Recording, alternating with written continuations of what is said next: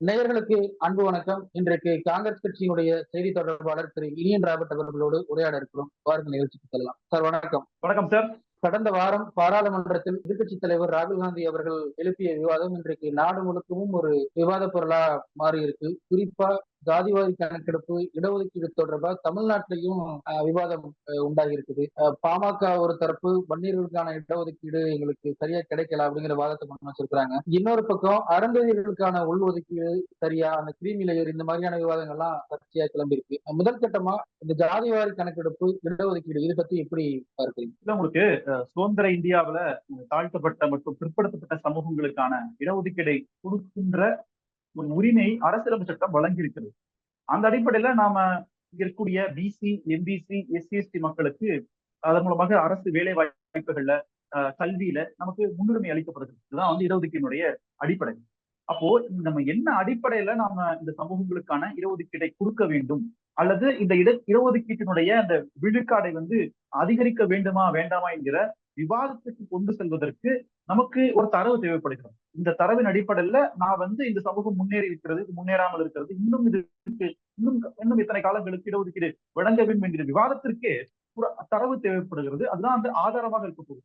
அப்போ தரவு என்பதுதான் இங்கே சாதி வாரி கணக்கெடுப்பு, அதாவது சென்சஸ் கணக்கெடுப்புடன் சேர்ந்த சமூக பொருளாதார சாதி வாரி கணக்கெடுப்பு இந்தியாவினுடைய தேவையாக இருக்கு. அப்போ சுதந்திர இந்திய வரலாற்றிலேயே முதல் முறையாக 2011ஆம் ஆண்டு அன்றைக்கு இருந்த காங்கிரஸ் தலைமையிலான ஐக்கிய முற்போக்கு கூட்டணி அரசு தான் முதல் எடுத்துச்சு.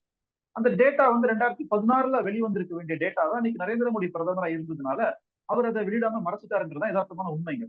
அப்போ 2016ல டேட்டா, காங்கிரஸ் எடுத்த டேட்டாவை 2016ல நரேந்திர மோடி ரிலீஸ் பண்ணல. அதே மாதிரி 2021ஆம் ஆண்டு எடுத்திருக்க வேண்டிய சென்சஸையும் நரேந்திர மோடி எடுக்கல. அப்போ மக்களுக்கு போய் சேர வேண்டிய தரவுகளையும் உண்மைகளையும் மறைப்பதுதான் இந்த பாஜகவினுடைய வியூகமாகவே இருக்கிறது. ஏன் அப்படின்னா, அடிப்படையிலேயே பாஜக என்பது பிசி, எம்பிசி, எஸ்சி, எஸ்டிக்கு எதிரான ஒரு கட்சியாக இருக்கிறது. இந்தியாவில் வாழக்கூடிய உயர் சமூகத்திற்கு ஆதரவான கட்சியாக இருக்கிறது. அதனாலதான் அவங்க இந்த மாதிரியான சமூக நீதி பார்வை என்பதே அவங்களுக்கு இல்லாம போச்சு.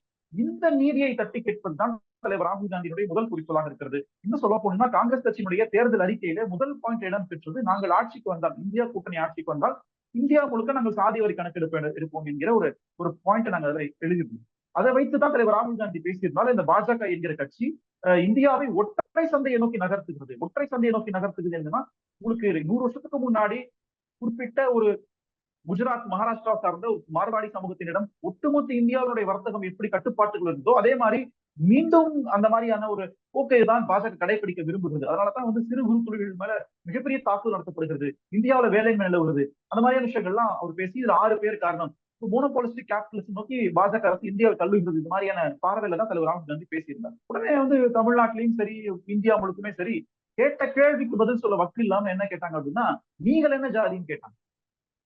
ஒரு தனிநபரை பார்த்து நீங்கள் என்ன ஜாதின்னு கேட்பது எவ்வளவு இழிவான சாதி மனநிலை என்பதை நாம் புரிந்து கொள்ள வேண்டும். சமூகத்துல எவ்வளவு பிரதிநிதித்துவம் தெரிந்து கொள்வதற்கு, ரெப்ரசன்டேஷன் தெரிந்து கொள்வதற்கு, இங்க எத்தனை பேர் ஓபிசி, உங்களை எத்தனை பேர் எஸ்சின்னு கேட்பதற்கும், ஒரு தனிநபர்கிட்ட உங்களுடைய சாதியன்னு கேட்பதற்கு என்ன எவ்வளவு பெரிய வேறுபாடு. அதைத்தான் முன்னாள் ஒன்றிய அமைச்சர், இன்றைய நாடாளுமன்ற உறுப்பினர் அனுராக் தாக்கூர் கேட்டாரு. அதை வாழ்த்தி போஸ்ட் போட்டார் நரேந்திர மோடி. அப்போ பாஜக சார்ந்தவங்களுக்கு இந்த சமூக நீதி மேல ஒரு புரிதல், ஒரு பார்வையே இல்லை. மோடி தன்னை ஒரு ஓபிசின்னு சொல்லிக்கிட்டாலும் அவர் ஓபிசி சமூகத்துக்கான தேவையோ, அதுக்கான சமூக நீதியோ, கல்வி, அரசியல், வேலை வாய்ப்பு எல்லாத்துலயுமே அவருக்கான ஒரு புரிதல் இல்லாம இருக்கு. ஆனா காங்கிரஸ் கட்சி அப்படி இல்லை. காங்கிரஸ் கட்சி 70 ஆண்டு கால இந்திய சுதந்திர வரலாறுல நாங்கதான் முதல்ல ஓபிசிக்கான மண்டல் கமிஷன் இடஒதுக்கீட்டை வேலை வாய்ப்புகள்ல கொண்டது டாக்டர் நரசிம்மராவ் தலைமையில காங்கிரஸ் கட்சி தான். அதே மாதிரி உயர்கல்வி நிறுவனங்கள்ல 2006ல ஓபிசிக்கான இடஒதுக்கீடு டாக்டர் மன்மோகன் தலைமையில் காங்கிரஸ் கட்சி தான். இது மாதிரி சொல்லிக்கிட்டே போலாம் நீ. ஆனா பாஜகவுக்கு இது மாதிரி எந்த ட்ராக் ரெக்கார்டும் இல்லாம சும்மா இந்தியாவில் இருக்கக்கூடிய ஓபிசி, எம்பிசி, எஸ்சி மக்களை இந்துக்களின் போர்வையில ஏமாற்ற முயற்சி செய்யறாங்கன்றதான் காங்கிரஸ் கட்சியினுடைய பார்வையாக இருக்கிறது. இது ரொம்ப நாளைக்கு நீடிக்காது. நிச்சயமாக களத்துல போய் நாங்க குறித்து பேசுவோம், பேசிக்கிட்டே தான் நாங்க இருக்கோம். எல்லா ஊடகங்களையும் எல்லா மேடைகளையும் பேசிட்டு தான் நாங்க இருக்கோம். நிச்சயமாக இது குறித்த விழிப்புணர்வை நாங்கள் ஏற்படுத்துவோம் என்று சொல்லிக்கிறோம். நம்பர் 1. 2வது, தமிழ்நாட்டுல நீண்ட நாள் கோரிக்கையாக பாட்டாளி மக்கள் கட்சி நீண்ட நாள் கோரிக்கையாக கட்சி ஆரம்பித்த காலத்துல இருந்து அந்த கட்சியினுடைய நிறுவனர் ராமதாஸ் அவர்கள் என்ன கேட்கிறாரு, சாதி வாரி கணக்கு கேட்கிறாரு. அவங்க வன்னிய சமூகத்துக்கான 10.5 விழுக்காடு கேட்டார். இப்போ சாதிவாரி கணக்கெடுப்பு முதல்ல மாநில அரசு எடுக்க முடியுமா ஒரு மிகப்பெரிய கேள்வி. ஒன்றிய அரசினுடைய மத்திய பட்டியலில் வரக்கூடிய ஒன்றுதான் சாதிவாரி கணக்கெடுப்பு. அதை மாநில அரசு எடுக்க முடியாது, எடுக்கவும் கூடாது. அப்படி எடுத்தாலும் அது செல்லாது என்றுதான் சட்டம் சொல்லுகின்ற வழிமுறை. அப்போ சட்டத்துல தெளிவாக எழுதப்பட்ட ஒன்றை பாமகவினுடைய நிறுவனர் டாக்டர் ராமதாஸ் அவர்கள் புரிந்து கொண்டு புரியாதது போல மக்களிடம் தவறான பிரச்சாரத்தில் ஈடுபட்டுக் கொண்டிருக்கிறார் எங்களுடைய பார்வையாக இருக்கு. உண்மையிலேயே உங்களுக்கு ஒரு அந்த சமூகத்தின் மீது அக்கறையோ அந்த சமூகத்தின் மீது ஒரு நல்ல அன்போ இருந்திருந்தால் நீங்கள் யாரிடம் போய் கேட்டிருக்க வேண்டும்?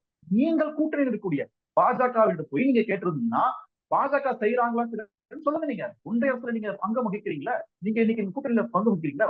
ஒன்னா சேர்ந்தா தாமரசனத்துக்கு வாக்கு கேட்டீங்க, அவங்க மாமல்லத்துக்கு வாக்கு கேட்டாங்களே, அப்போ போய் கேளுங்க. நீங்க பாஜக கிட்ட போய் கேளுங்க, எப்ப எடுப்பீங்க காசு கேளுங்க. மோடி கிட்ட போய் கேளுங்க, ரைட்டை பிடிச்சிட்டு கேளுங்க. அதை கேட்பதற்கு பாமக சார்ந்த யாருக்குமே தைரியம் இல்லை. ஏன் அப்படின்னா மடைமாற்று அரசியல செய்யறாங்க. தமிழ்நாட்டு மக்களை முட்டாளாக்குவதற்கும் மடைமாற்று அரசியல் செய்வதற்கும் முயற்சிக்கிறாங்க. ஆனா அது எடுபடாது. வன்னிய பெருங்குடி மக்களே அவங்க விக்கிரவாண்டி தோக்கடிச்சிட்டாங்க.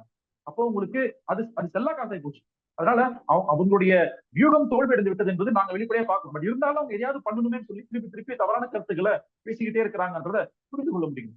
அப்போ ஒரு இங்க அருந்தித சமூகத்துக்கான இந்த 3.5 விழுக்காடு கொடுக்கப்பட்டது தரவு கணிப்பில் கொடுக்கப்பட்டது.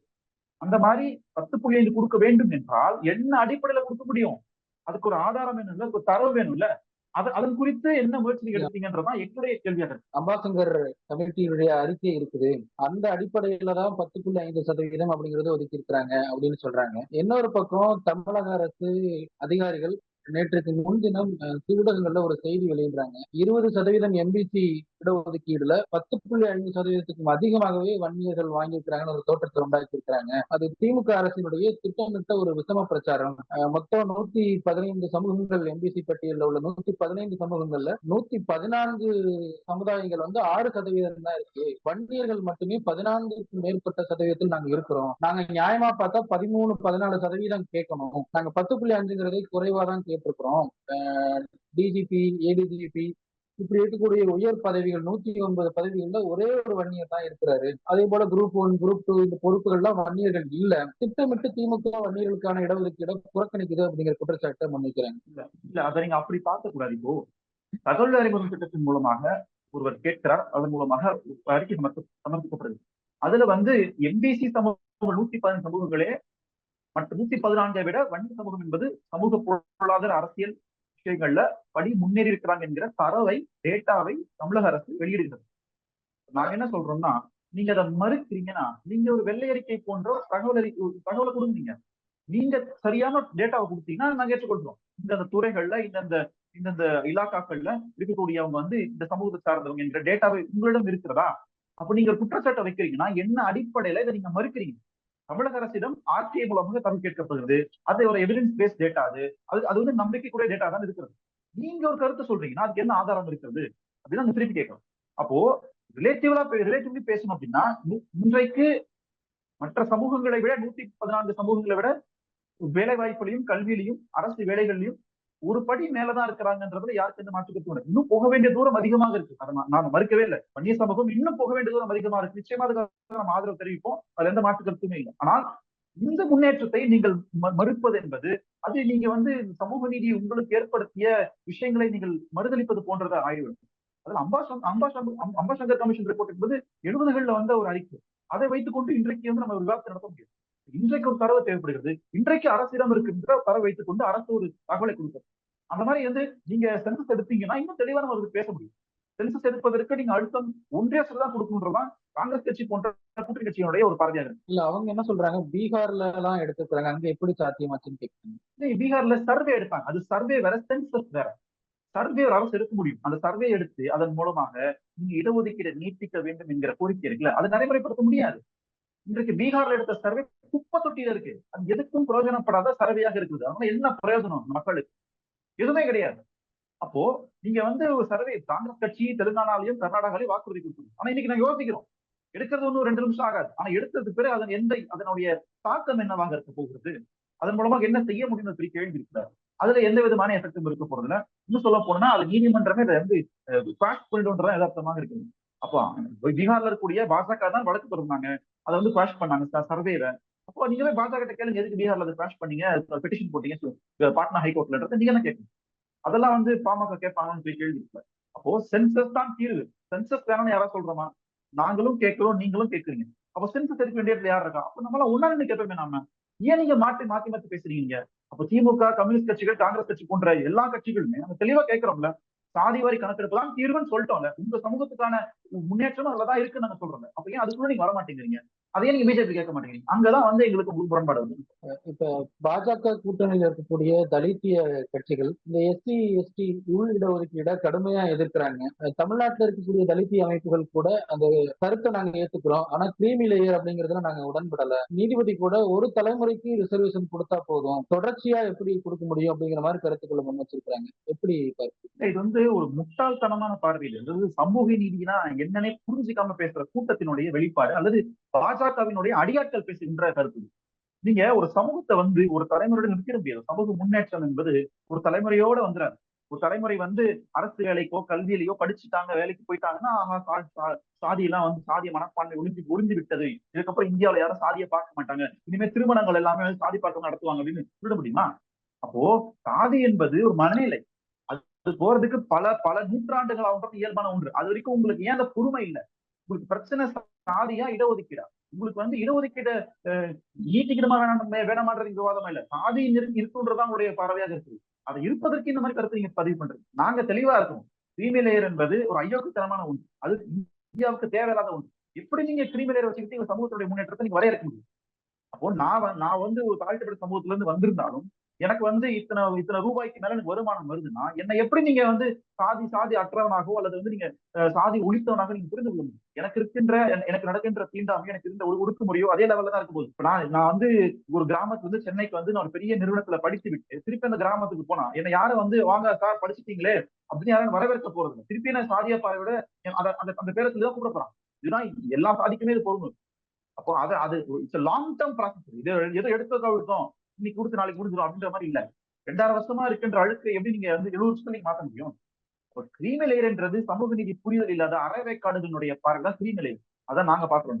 இப்ப பாஜக கூட்டணி இருக்கக்கூடிய ராம்தாஸ் அத்வாலே போன்றவர்கள் எல்லாம் என்ன சொல்றாங்கன்னா, இந்த நீதிமன்ற தீர்ப்பு எஸ்சி பட்டியல்ல எஸ்சி அருந்ததியர் எஸ்டி இந்த உள் இடஒதுக்கீடு வந்து மற்ற இடஒதுக்கீடை பாதிக்குது. இது போல மற்ற இடங்களுக்கு அவங்க கொடுக்க முடியுமா அப்படிங்கிற வாதத்தை முன்வைக்கிறாங்க. அது சமூக நீதி பார்வைதான். அப்படி இல்ல. உங்களுக்கு டீசென்ட்ரலைசேஷன் இருக்குல்ல, அதிகார பரவலாக்கல். இப்போ நீங்க இடஒதுக்கீடு என்பது ஒவ்வொரு சமூகத்துக்கும் அவங்களுடைய மக்கள் தொகை ஏற்ப கொடுக்க வேண்டும் என்றுதான் ஒரு தெளிவான ஒரு சுத்தமான சமூக நீதியாக பார்க்கப்படுது. அதுக்குதான் நம்ம கேஸ்ட் கேட்கிறோம். அப்போ இந்த உள்ஒதுக்கீடு என்பது வருங்காலத்துல சாதிக்கான இடஒதுக்கீடுக்கான ஒரு முதல் படியாக பார்க்கணும். ஒவ்வொரு சமூகமும் என்ன அடிப்படையில் இருக்காங்க, எவ்வளவு மக்கள் தொகை இருக்கிறாங்க, அந்த மக்கள் தொகைக்கு ஏற்ப நம்ம அவங்களுக்கு இடஒதுக்கீடு வழங்க வேண்டும் தான் நம்மளுடைய விஷனாக இருக்கு. அப்ப அந்த விஷன் அந்த தொலைநோக்கு பார்வையுடைய முதல் படியாக உள்ஒதுக்கீடு இருக்கு. அப்படிதான் நம்ம பார்க்கணும். எடுத்தவொடனே உள்ஒதுக்கீடு நாங்க எதிர்க்கிறோம், அதனால தலித் சமூகத்தினுடைய மற்ற பெரும்பான்மை சமூகம் பாதிக்கப்படுது என்பது அதுவும் ஒரு வகையான சாதிய மீட்டுத்தன்மை தான் நான் பாக்குறேன். ஏன்னா டாக்டர் அம்பேத்கர் சொன்ன மாதிரி காஸ்ட் இஸ் கிரேடட் இன்இக்வாலிட்டி. அது நிறைய படிநிலை இருக்கு. இங்க தலித் சமூகம்னு சொன்னாலும் அதுக்குள்ள பல படிநிலைகள் இருக்கு. அப்ப அந்த படிநிலைக்குள்ளேயே பல போட்டிகள் இருக்கு. அதுல ஒரு பெரும்பான்மை சமூகம் தனக்குள்ள உள்ள ஒடுக்கப்பட்ட சமூகம் வளர்வதையோ அவர்களுக்கான முன்னுரிமையோ ஆதரிப்பதில்லை என்பதுதான் யதார்த்தமான உண்மையாக இருக்கு. இதை மறுக்க முடியாது. அப்போ இவங்க எல்லாரும் இன்னைக்கு சமூக நீதி பார்வையில் ஒன்று சேர்ந்த குரல் கொடுக்கிற இடத்துல அங்க இருக்குன்றதான் எங்களுடைய காங்கிரஸ் பார்வையா. இல்ல, இன்னொரு பக்கம் அருந்ததியர் சமூகத்தினுடைய பிரதிநிதிகள் என்ன சொல்றாங்கன்னா, தமிழ்நாட்டுல 7 பாராளுமன்ற தொகுதிகள் ரிசர்வ் தொகுதிகளா இருக்கு. அதுல ஒண்ணு கூட திமுக கூட்டணியினருக்கோ திமுகவோ அவங்களுக்குன்னு ஒதுக்கவே இல்லை. ஆனா பாஜக எல்முருகனை இணையம் வந்திருக்கிறாங்க. அதிமுகவுல சபாநாயகராகவே ஒரு அருந்ததியர் கொண்டு வந்திருக்கிறாங்க. இவ்வளவு சமூக நீதி பேசக்கூடிய திமுக அந்த 7 பாராளுமன்ற தொகுதிகளில் ஒண்ணு கூட அருந்ததியர்களுக்கு ஒதுக்கல. எத்தனை மாவட்ட செயலாளர்களா வச்சிருக்காங்க இப்படிங்கிற கேள்விகளையும் முன்வைக்கிறாங்க. அதை எப்படி புரிஞ்சு? இல்ல, இந்த கேள்வியை முதல்ல நீங்க திமுக தான் கேட்கணும். நான் வந்து காங்கிரஸ் செய்தி தொடர்பாளர். எங்களுடைய கருத்து என்னன்னா நிச்சயமாக அது வர வேண்டும். நீங்க வந்து எல்லா சமூகத்துக்கான ரெப்ரசன்ட் முக்கியம். திராவிட முன்னேற்ற கழகம் நாடாளுமன்ற உறுப்பினர்களுடைய பட்டியல்ல நிச்சயமாக அருந்தி சமூகம் வரன்றதுல யாருக்கு இந்த மாற்ற கருத்தும் இல்லை. அது முக்கியம் செல்புன்றது எங்களோட கோரிக்கையாகவும் இருக்கு. இல்ல, அவங்க காங்கிரஸையும் சேர்த்துதான் கேட்கிறாங்க. காங்கிரசுமே ஒதுக்கீடு செய்வதில்லை. அங்க பாஜக அருந்ததியர் இணையமைச்சராகவே கொண்டு வந்திருப்பாங்க. இல்ல, உங்களுக்கு காங்கிரஸ் 10 ஆண்டுகாலம் ஆட்சியில இல்ல இருந்த வரைக்கும் ஒடுக்கப்பட்ட சமூகங்களுக்கு காங்கிரஸ் எந்த அளவுக்கு முக்கியத்துவம் கொடுத்து என்பது வரலாற்றுல பதிவாயிருக்கிறது. பாஜக முருகன் என்கிற ஒருவரை அமைச்சராக்கிட்டா எல்லாம் சரியா போடுமா? இங்க கொங்கு பகுதிகளில் உங்களை ஆதரிக்கக்கூடிய பெரும்பான்மை சமூகம் எந்த அளவுக்கு சாதி வெறியில இருக்கிறாங்க, எந்த அளவுக்கு ஆணவப்படுதல் நடக்குது என்பதை உங்களால பேச முடியுமா? அப்போ நீங்க எல்முருகன் மாதிரியா ஒரு ஆளை நீங்க நினைச்சிட்டோம் சரியா போச்சு பிரச்சனை இல்ல. Long term process. காங்கிரஸோ திமுகவோ பிரதிநிதிகள் வேணும்ன்றதுல மாற்று கருத்து. ஆனா நாங்க கிரவுண்ட்ல அதற்கான வேலைகள் ஈடுபடுறோம். போய் கம்யூனிஸ்ட் கட்சி தீண்டாமை ஒழிப்பு இயக்கம் மூலமாக பல போராட்டம் நடத்தி கொண்டிருக்கோம். காங்கிரஸ் கட்சி மாவட்ட அளவில், வட்டார அளவில் இல்ல, மாநில அளவுல நாங்க நிறைய பேருக்கு வாய்ப்பு கொடுத்துருக்கோம். இது ஒரு லாங் டேர்ம். கொஞ்சம் கொஞ்சமாக சமூக மாற்றத்தோட ஏற்பட வேண்டிய ஒரு பிரதித்துவத்தை சும்மா எடுத்தோம் கொள்த்தோம் ஒருத்தர் நீங்க கொடுத்துட்டீங்கன்னா சரியா போகுதுன்றது ஒரு முட்டாள்தனமான பார்வையாக. அப்படித்தான் நான் பாஜக பார்க்கணும்னு சொன்னேன். அப்போ காங்கிரஸும் திராவிட முன்னேற்ற கழகமும் கம்யூனிஸ்ட் கட்சியும் இவங்களுடைய பார்வை என்பது இது ஒரு ஸ்லோ ப்ராசஸ். போக போக தான் சரி செய்ய முடியும். ஒரே ஒரு டோக்கனிசம் மூலமாக நீங்க திரௌபதி முர்மு குடிசெல்லாக்கிட்டீங்கன்னா வந்து உங்களுக்கு எல்லா பிரச்சனையும் சரியாயிடுமா? அப்ப அது பார்வை இல்லை. அது நோக்கிதான் காங்கிரஸ் செயல்படும் நான் பார்க்கிறேன். அதே போல நம்ம இந்தியாவினுடைய அரசியலை போல சர்வதேச அரசியல், குறிப்பா அண்டை நாடான வங்கதேசத்துல ராணுவ ஆட்சி கைப்பற்றிருக்கிறாங்க. ஷேக் ஹசீனா வங்கதேசத்துல இருந்து தப்பிச்சு இந்தியா வந்ததாகவும் சொல்லப்படுது, இங்கிருந்து வெளிநாடு போறதாகவும் சொல்லப்படுது. இந்தியா கூட்டணி கட்சியில் உள்ள தலைவர்கள் சர்வாதிகாரத்தை கையில் எடுத்தாங்கன்னா யாரா இருந்தாலும் இந்த நிலைமை தான் அப்படின்னு கிட்டத்தட்ட மறைமுகமா நரேந்திர மோடி அவர்களுடைய ஆட்சியை குறிவிச்சு ஒரு தாக்குதல், விமர்சன தாக்குதலை முன்வைக்கிறாங்க. எந்த அளவுக்கு இது நியாயமானது? இல்ல, நீங்க முதல்ல பங்களாதேஷ்ல நடக்கின்ற பிரச்சனையை வந்து எதிர்கட்சிகள் நாங்க முழு மனதோடு ஆதரவு கொடுப்போம். இந்திய அரசுக்கு நீங்க எடுக்கின்ற அனைத்து நடவடிக்கைகளுக்கும் நாங்கள் ஆதரவு தெரிவிப்போம் சொல்லியாச்சு. நாங்க எந்த இடத்தையும் முரண்பட்ட நிக்க மாட்டோம்னு சொல்லிட்டோம். ஆனா இந்த நிலைமைக்கு நிச்சயமாக இந்தியாவும் ஒரு காரணமாக இருக்கு. இந்தியனுடைய ராஜதந்திரம், டிப்ளமாசி ஒரு பெரிய ஃபெயிலியர் ஆயிருக்கு. அதுல எந்த மாற்று கருத்தும் இல்லை. தெற்காசியாவுல பெரியண்ணனாக செயல்படக்கூடிய, கருதக்கூடிய, ஏன் விஸ்வகுருன்னு சொன்ன நீங்க உங்களுடைய அண்டை நாடான, ஏன் நீங்க என்ன சொன்னாலும் கேட்கிற ஒரு நாடான வங்கதேசத்துல இந்த மாதிரி ஒரு பிரச்சனை நிலவுகிறது, அங்க அரசுக்கு எதிரான ஒரு எதிர்ப்பு மனநிலை உருவாகிறது என்கிற விஷயத்தை உங்க உளவுத்துறை இதை வந்து கண்டுபிடித்து அங்க இருக்கக்கூடிய உளவுத்துறையிடமோ அங்க இருக்கிற அமைப்பிடமோ இது தெரிவித்து அதன் மூலமாக அதை கட்டுப்படுத்த வேண்டிய பொறுப்புல இந்தியா தவறிவிட்டது என்பதை நாங்கள் ஆழமா நம்புவோம். அது என்ன மாற்றுக்கொண்டு. ஏன்னா அடிப்படையிலேயே இது வந்து சீனா பாகிஸ்தானுடைய ஒரு ஒரு ஒரு விஷயமாக இருக்கும் நாங்க எதிர்பார்க்கிறோம். 50 வருஷமா பாகிஸ்தான் காத்திருந்து பழி வாங்கி இருக்கிறது பங்களாதேஷ் புரிந்து கொள்ள முடியும். அப்போ இந்திய உளவுத்துறை இதுல ஃபெயிலியர் ஆயிருக்கிறது. அது மட்டும் இல்லாம பாரா டிப்ளமசி இருக்கு. இந்த பாரா டிப்ளமசிங்கிறது அடிப்படையில உங்களுக்கு வந்து இலங்கையில பிரச்சனை வரும்போது இந்திய அரசு பேச முடியாத பல நேரங்கள்ல தமிழ்நாட்டில் இருந்த தமிழ் தேசிய தலைவர்கள் இலங்கையிடம் பேசினார், இலங்கை அரசுடன் பேசினார்கள், விடுதலைகளுக்கு பேசினார். அதன் மூலமாக பல பிரச்சனைகள் ஒரு சுமூகமா கொண்டு முடித்து வைக்கப்பட்டது. அந்த மாதிரி 2009 14 வரைக்கும் ஏற்பட்ட எல்லா கிரைசிஸையுமே பிரணாப் முகர்ஜி போன்ற ஆட்கள் மூலமாக, வங்காளம் பேசக்கூடிய ஆட்கள் மூலமாக, மமதா பானர்ஜி போன்ற ஆட்கள் மூலமாக, இந்த பாரா டிப்ளமசி மூலமாக பங்களாதேஷ் அரசிடம் பேசி அது சுமூகமாக தீர்க்கக்கூடிய இடத்துல காங்கிரஸ் இருக்கு. ஆனா பாஜகவுக்கு இந்த பாரா டிப்ளமசியை பிடிக்கல. மாநில அளவுல இருந்து கொண்டு இன்னொரு நாட்டோட தொடர்புல இருப்பது என்பது தேச விரோதமாக பாஜக பார்க்கும். ஆனா காங்கிரஸ் அப்படி பார்க்கும். இந்த விஷயத்தை தான் இது ஒரு பெரிய தோல்வியை நாங்க பார்க்கணும். அப்போ இங்க வங்காளத்துல இருக்கக்கூடிய ஒரு ஒரு பெங்காலியா இருந்தாலும் பரவாயில்ல, பங்களாதேஷ்ல இருக்கிற பங்காளியா இருந்தாலும் பரவாயில்ல, இவங்க இருவருக்கும் உள்ள அந்த ரத்த உறவு இருக்குல்ல, அதை வைத்து நீங்க பல பிரச்சனைகளை சால்வ் பண்ணிக்கணும். அதுல பாஜக அரசு மிகப்பெரிய ஃபெயிலியர் இருந்திருக்கிறது எந்த மாற்று கருத்தும் இல்லை. அப்போ விஸ்வகுருன்னு சொன்னாங்க, என்னுடைய வெளியுறவு கொள்கை தான் மிக பிரமாதமான வெளியுறவு கொள்கைன்னு சொன்னாங்க. ஆனா அண்டை நாடுகள் பூராவே சண்டைதான் நினைச்சுக்கிறாங்க. பாகிஸ்தான் பரம்பரை விரோதி, சைனாக்காரன் பிரச்சனை, எல்லையை தாண்டி பல இடம் ஆக்கிரமிப்பு செஞ்சுட்டு இருக்காங்க. இன்னைக்கு பங்களாதேஷ் கைமீறி போயிடுச்சு, பர்மா கூட பிரச்சனை, மலேசியா கூட சிஏனால பிரச்சனை, மாலத்தீவு கூட பிரச்சனை, இலங்கை கூட பிரச்சனை, இப்படி சுத்தி நாடுகளை சுத்தி நீங்க பஞ்சாயத்து வாங்கி வச்சிருக்கீங்க இந்த உங்களுடைய அமைச்சரும் உங்களுடைய அரசும். இதை குறித்து பாஜக ஏற்றுக்கொள்வதற்கு மனம் இல்லை. அப்போ நீங்க அடுத்து என்ன செய்ய வேண்டும் என்பது இந்திய அரசுக்கு நாங்க முழு ஆதரவு கொடுக்கிறோம். இருந்தாலும் இந்த தோல்வியை நீங்க மனப்பூர்வமாக ஏற்றுக்கொண்டால்தான் இந்தியா அடுத்த கட்டத்துக்கு நகர்த்தி கொண்டு போக முடியும் அப்படின்றதான் எங்களுடைய பார்வையாக இருக்கு. நிச்சயமா. மிக்க நன்றி. தேங்க்யூ.